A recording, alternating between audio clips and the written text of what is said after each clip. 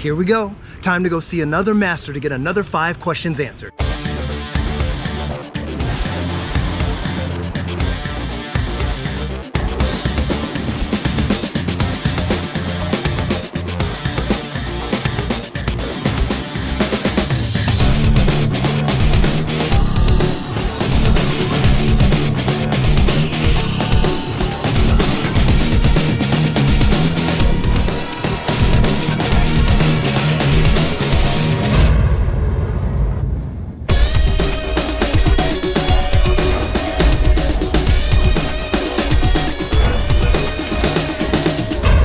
All right, Kung Fu Chronicles, we are back with yet another segment. And if you haven't already, go ahead and subscribe below. Hit that little button and the bell. Be up to date on all the notifications and videos when I post them. Today we're in the city of Whittier, where the girls are supposedly prettier. Is that what they say? All right, all right, all right. I'm out here today to see Sifu Troy Augborne, who practices Northern Shaolin and teaches it to his students. Let's go check him out.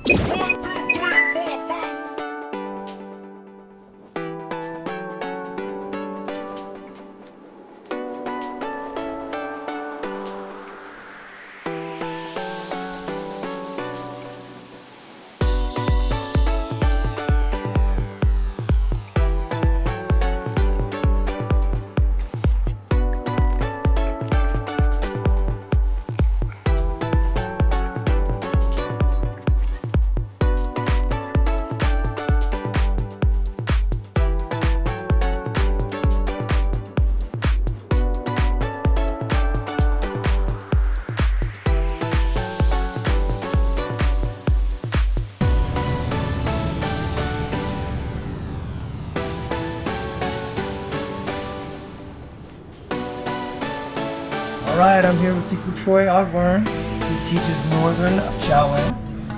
And I've got to ask Sifu Troy, how did you first get started in Kung Fu and what were your motivations back then? Well, I first got started in Kung Fu formally. It was probably 1974. I had a good friend named Jeffrey Cruz. I got to coin and give him credit, because if it wasn't for him, I wouldn't be here.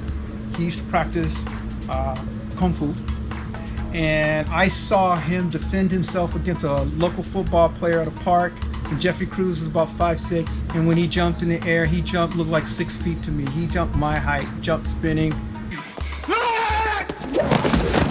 jumping whirlwind kick, and knocked the guy out. And I was amazed after that. I said, what is that stuff?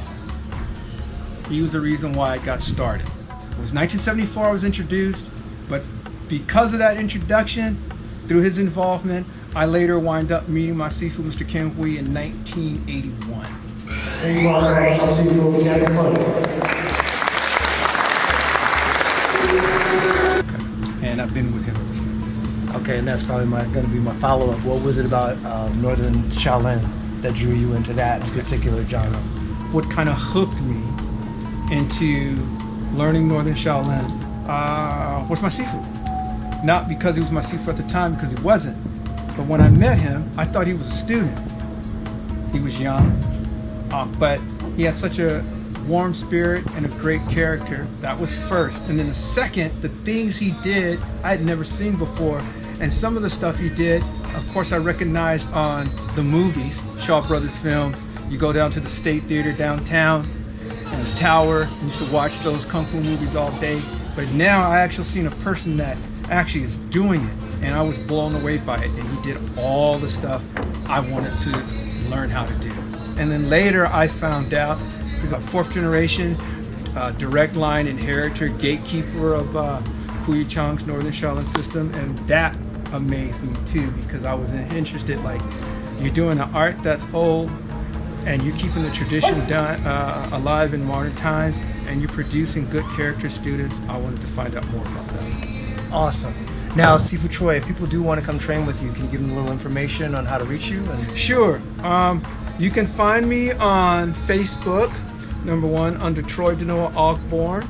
I have my Facebook page there with information on Northern Shaolin. You can also reach me at nswkungfu@yahoo.com. You can email me direct, and I reply to all inquiries. That's how you can get a hold of me. Great. And Sifu Troy, is it possible to show us maybe one or two quick techniques from Northern Shaolin that are distinct from Northern Shaolin, maybe with your students? Sure.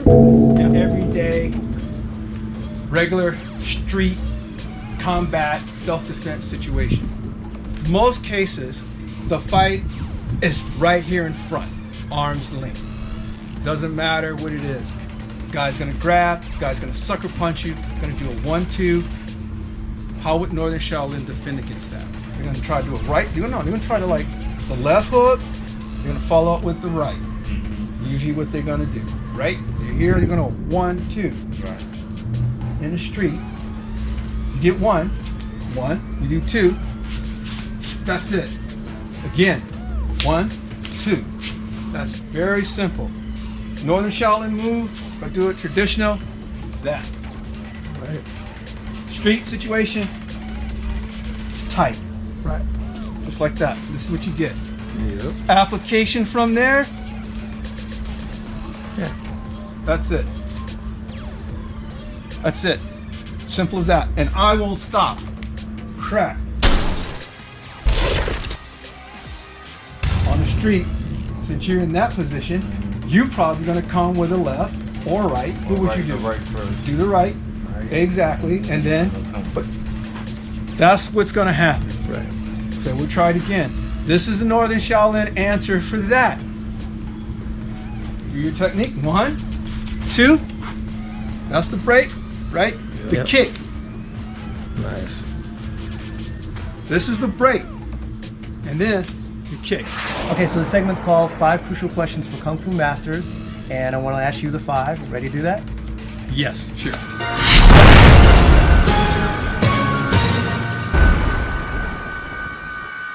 So the main difference that with the Northern Shaolin style that you find here in the United States and in other parts of the world, Brazil, Argentina, etc., versus what you have come to know in China is that what you see in China is the new Wushu-based resurgence of Northern Shaolin Kung Fu that's being taught in the temple, that's based on current day understanding and really is just a shell representative of the art form.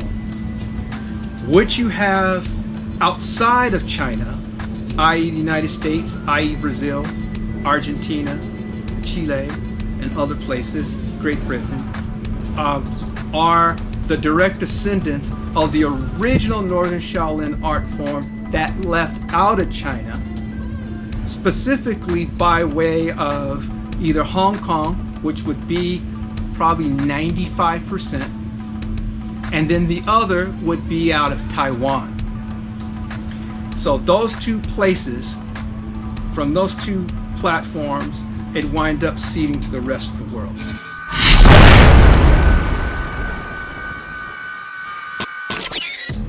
No, I don't buy into that. There's no benefit in general from a real Kung Fu master Sifu exponent to do MMA.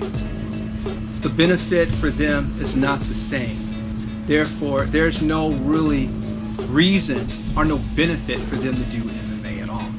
Now, do a real Kung Fu artist, authentic real Kung Fu artists know how to fight? If they're traditionally trained, by definition, they should know how to fight. It really that assumption is really based on the individual. It's not the art, it's the individual. So it boils down to the user. The art itself is good. All the components are there. It's up to the individual to train it. It's how and how far they take their training. Me, myself, personally, I train old school. So, not telling on myself. I could tell you, but then I'd have to kill you. Because Kung Fu teaches you. It's for self-betterment, self-cultivation, self-discovery, self-enlightenment, and spiritual growth. Well, I think it depends on the Sifu, it depends on the lineage, it depends on how the tradition is taught to the next generation. It really, the onus is on each generation to preserve, to cultivate, and continue to advance their art and their lineage through their Kung Fu. So, in my case, And in my opinion, I think traditional Northern Shaolin Kung Fu does have it. I don't necessarily think that Swai Jiao, or even one of their babies, which is called Kwai Jiao, is necessarily left behind. But it's no benefit for them to go outside of their own circle. They have their own venues to compete. It's traditional, and it's cultural, and it's regional. So therefore, it stays within their own closed circuit system, if you will. But is it effective and is it good? Absolutely. Does Northern Shaolin have throws and locks? Absolutely. We have it. At least in my system, we have it, and I was taught that. My experience overall has been a good one. I think overall life experience, there's always challenges. There's always hurdles to go over, mountains to climb. When you're of a different culture and of a different ethnic group, I think by default, a lot of things is lost through translation. Do you understand the words that are coming out of my mouth? It just takes time to bridge that gap and have a thorough, full, true, accurate understanding of the culture. In this case would be the Chinese martial arts culture, because it's complex. But if you spend the time and the effort to really learn and to really try to apply it and understand it, you will get it over time. As a person of color, as an African, born in the United States, A black man. I'll say that, yeah, it's been challenging, but I was fortunate enough to have a teacher that wasn't controlled by the negative stereotypes of Chinese martial arts tradition and culture. Therefore, I could learn, and he didn't hold back, and he taught me the culture, the tradition, and the art. So maybe it's a unique case. My experience has been in every legitimate, real Kung Fu school, there's always at least one person of color, at least one African American or a person of African descent has learned the real deal, has paid their dues, have been in the school, and those that really knows the lineage, knows the system from within and from without, knows that person. Oh, there's one more thing, sir. I say that for any up-and-coming Chinese martial artists that wants to become instructors and or are instructors, I'd say if they teach professionally or desire to, understand that you're not going to make a whole lot of money, if at all, and if you do, it's going to be in the long term. There's always exceptions to that rule, but that's been my experience. This country, you gotta make the money first. If you are thinking that you're going to be rich overnight, find another line of business. Damn! Because what you put in is what you get out. You got to have perseverance, faith. You have to have confidence and trust in yourself. And there's going to be a lot of hurdles and a lot of opposition against you. But if you stay the course and you're passionate and you have what it takes to be successful, which I believe you do, then it'll pay off in the long run. Forms was created to be utilized as a repository and a reference for the user, the wielder, the person that is accessing the forms or their intellectual bank, the library, if you will, to where they could go back and be re-immersed and to revisit the material and to further think about what they're doing at various stages of their development. Because when you start in the beginning as a martial artist, you don't think the same way 20 years in. And 20 years in, you won't think the same way and have the same understanding when you're 40 years in. The sets and the forms stay the same, but yet they're not the same because your understanding is not the same. You're more wiser, you have more wisdom, you have more insight, you have more years under your belt of study. Therefore, you start to see more things that you overlooked in the beginning, and now you're starting to get more and more wisdom and understanding And eventually, if you stick with it, you become a Sifu and an elder and a very knowledgeable expert. So there you go. Another 5 questions answered with yet another Kung Fu master. Don't forget to subscribe below if you haven't already. And make sure you come back for the next time when we do this with yet another master. Make sure you submit even more of your questions down in the comment section below so we can add more of those questions to the mix. And thanks to Sifu Troy and his students for being a part of this video. Hey, this is Sifu Troy, and thanks for watching Kung Fu Chronicles. See you guys in the next round, and keep punching.